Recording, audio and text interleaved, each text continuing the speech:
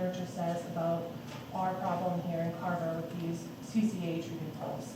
So my talk will cover a little bit of what CCA is, the history of CCA, why it leaches, how it leaches, and the different models and scientific research that shows that this leaching happens and what the potential implications are for human health and the health of our aquifer.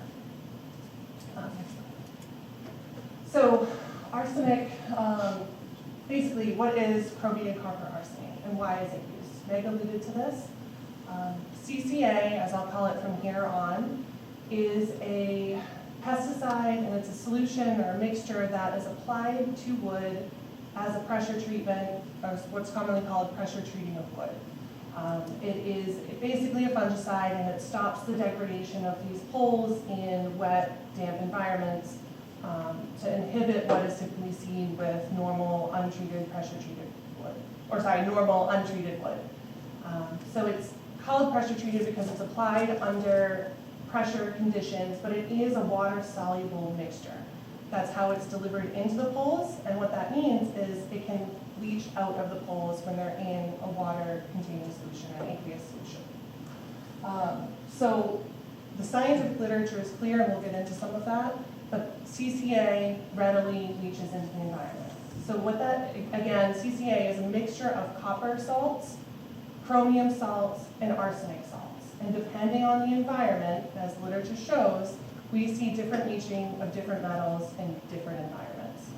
So we'll talk today about arsenic in particular because that is our concern here, given our soil chemistry, the geology, and our weather patterns here, and also the use of these poles. Next slide, please. So with our focus on arsenic today, arsenic is, yes, a naturally occurring compound. That's not at all in contention here. The problem with what we're dealing with is, number one, the form of arsenic, which we'll talk about in a moment. But arsenic itself is a very well-studied, well-documented, and known carcinogen as documented by the US EPA. It is implicated in a lot of different diseases and adverse health outcomes. It's a known carcinogen. It leads to, depending on the route of exposure, bladder cancer, liver cancer, skin cancers. It is implicated in cardiovascular disease, diabetes. It is a nasty compound. It's historically been used for poisonings, and it, again, is a naturally occurring compound, but we are using it in a very unnatural way in this installation in copper.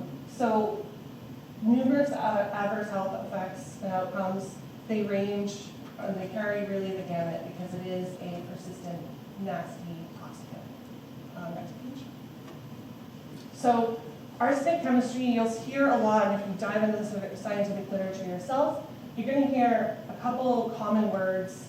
Some of them, really, it comes down to arsenic is the element that we're dealing with, and it is part of all of these different forms. It takes different forms in the environment depending on the chemistry. That really can be broken down into two major components. Inorganic arsenic, which is what we're going to talk about today, and organic arsenic. It's basically what the arsenic is bound to. So inorganic salts are what we're talking about today, and there's two forms. I will call them from here on out arsenic 5 or arsenic 3.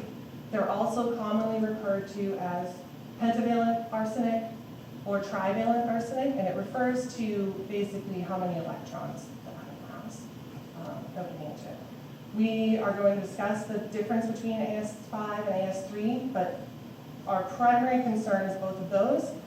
Arsenic 3 is more toxic and more mobile in the environment. It is a critical concern for us. It is a common environmental pollutant and something that we really need to watch. It is implicated far more often in the adverse health effects that I showed previously. So we'll move on from there. So next slide, we'll focus on these guys. So you'll see this as depicted on some upcoming graphics as AS3+, that's the trivalent form, or AS5+, which is the pentavalent form. Okay, we can go to the next slide. That's just an example, sorry. Again? That's my animations, I had to have them in. So what happens under normal use? use. And this is well studied in the scientific literature in short-term studies. So a couple months, a couple years. There's not a lot of studies out there that look at the lifetime and leaching of this compound over 30, 40 years, which is, for everyone's point of reference, the length of time of this project, the expected lifetime of the solar project in Carver. So under a normal environment, we have my drawings of telephone poles here. You typically see 6 to 10 feet of a telephone pole buried in the environment in normal use, and they're fairly well spaced out. So what happens, depending on the environment and depending on the acidity of the rainfall and the water around it, these metals will leach from the poles, and that enters the rainfall, it can enter the soil, and then wherever that rain goes, that can be carried along. So these ions, you'll see As5+, you'll see copper 2+, As5+, 3+. Those are all just representative images of all the different ions that we're concerned about with CCA in particular. So when placed in saturated conditions, so in a damp, wet environment, the scientific literature is clear, these metals leach more. And when placed in an acidic, wet environment, arsenic and copper both leach very, very well. Numerous scientific studies have showed that. There are studies that show that on not just telephone poles or pilings, like what we're dealing with here in Carver, but also on playgrounds. And this leaching is the primary reason that the EPA banned CCA-treated wood for residential use in 2003, and it is no longer allowed in residential use. We are dealing with this in Carver because this is an quote-unquote industrial application. So it's still approved through the EPA with correct safety concerns and precautions for use in industrial settings right now. Let me go to the next slide. So some more depth into the literature. There's extensive studies. Again, not a lot of them have looked at projects, but leaching has clearly been demonstrated, and the amount of metal that leaches, so arsenic, copper, and chromium are all metals, the amount that leaches is dependent on the environment. It is clear that in acidic conditions and wet conditions, arsenic is our primary concern, which is exactly based on the soil cores that were obtained from the Pine Gate projects, exactly what we're dealing with. An acidic solution of pH around 4 to 5, and organic, soily, wet samples. So in acidic environments, what happens is the arsenic that is used to treat these poles is a form called pentavalent arsenic.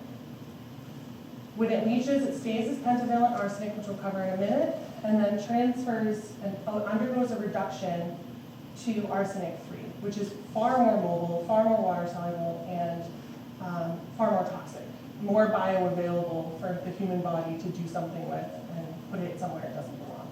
You can go to the next slide. So in this model, I've taken the model of the poles just to describe this process, and we can see we have a cranberry bog here with berries growing. In our case in Carver, these poles are not being buried 6 or 10 feet deep. They're being buried to a depth of 40 feet, which means more surface area for to come in contact with water, which means more leaching. So they're going to leach more heavily, and the evidence is clear. Higher rainfall, higher amounts of water means more leaching. We end up with all of these ions entering into the surrounding soil, the groundwater depicted here in blue, and potentially making it into runoff. You can go to the next slide. We also have the transition in very acidic environments of arsenic 5 to arsenic 3, the more toxic form. This is just a depiction showing that as rain increases, this will also increase this leaching, and then the final image is what happens during cranberry production or harvesting, where the bogs and these bogs are going to be flooded for harvesting. So that means in addition to all the debris that's fallen off these poles through the driving process, pile driving process, through just natural deterioration, all that sediment and all that debris lands in the bogs, that then ends up getting into the water where more arsenic leaches, more compounds dissolve, and then that water is pumped to a different bog or to a different reservoir. This is why this is such a concern. It's not just that bog. The groundwater aquifer in southeastern Mass is sole source. That means once it's contaminated, that's it. You can go to the next slide. So this is an interesting study. This is one of the few studies that shows what happens as these projects age. So this particular study was actually done in Bridgewater, Massachusetts, our lovely little neighbor, a couple towns over. And it was done looking at playground equipment, but with the same type of wood and CCA treatment, looking at how much compound, how much arsenic leaches over a period of, this was surveyed at 16 years post-install and 26 years. So this isn't, I do not make the case that this is a like-for-like assessment, because these are not buried and saturated, but what you see is that over time, you see actually an increase. So the light bars here on all of these graphs are at 16 years, the darker bars are at 26. We see an increase over time in the amount of arsenic that is readily available in the soil, detected in the soil. And if you take a look at what the Massachusetts state safe limit is for arsenic in soil, it's 20 parts per million. We're well over that on most of those points. This again is the reason that this is no longer used in playgrounds. It's no longer used in residential settings. So, and it's this, the beauty of this study is that this is very similar climate to us. So a lot of the studies around copper chromated arsenic look at studies in Florida and tropical settings, and you see a lot of leaching there. But we see it plenty here too. Next slide.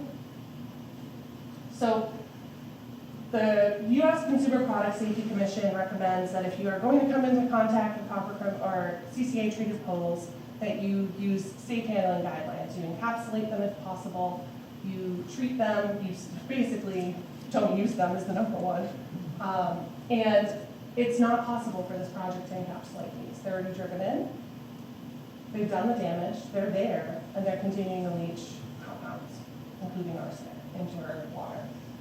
The lifetime for this project is 40 years, so typically if there are older playgrounds, for example, like the example in Bridgewater, the town is supposed to go out and treat those to keep the leaching from happening. It basically forms like a water protective barrier to slow the leaching down so that it doesn't get into the soil, get into kids with increased hand-to-mouth interaction. We can't do that. So again, this is just an experimental project. There are alternates. It's easy, you can use steel. That was the original plan for these projects. That does not leach arsenic. So it's a very dangerous project. It's endangering the berry business. So it's endangering our economics, it's endangering our drinking water and our human health and safety, and it's endangering the environment. One more slide. So overall, it's clear, the evidence is clear and compelling that CCA leaches from wood. Anybody that says otherwise hasn't looked at the scientific literature. Next, let me just rattle through them. Arsenic is a concern, again, due to our climate and our geology here and the content of those peat bogs. Arsenic negatively impacts human health at low concentrations, very low concentrations. That is well known, well documented, and it does get into food crops, including rice. It's a huge problem in Southeastern Asia. Increased exposure to wet and acidic environments increases the amount of bioavailable arsenic, so it increases the leaching and then increases the conversion from arsenic 5 to arsenic 3. The next one. And safety precautions used in other industries to help safeguard workers and the general public cannot be used in this project and have not been used in this project. And again, this threatens our environmental health, our safety, and the sole source of drinking water for over 150,000 people in southeastern Mass.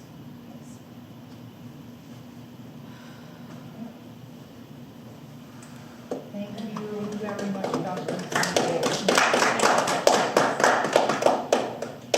And next, we have Nicole Thomas, who again lives on Rochester Road here in Harbor, and she'll explain her situation.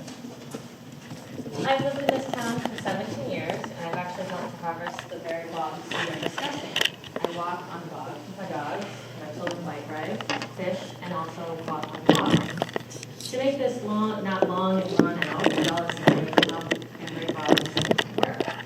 Bog owners take the water from a shared water source, and they flood the bog halfway. Then they have a machine that churns the berries to have them fall off the vines. They're mixing berries and water all together.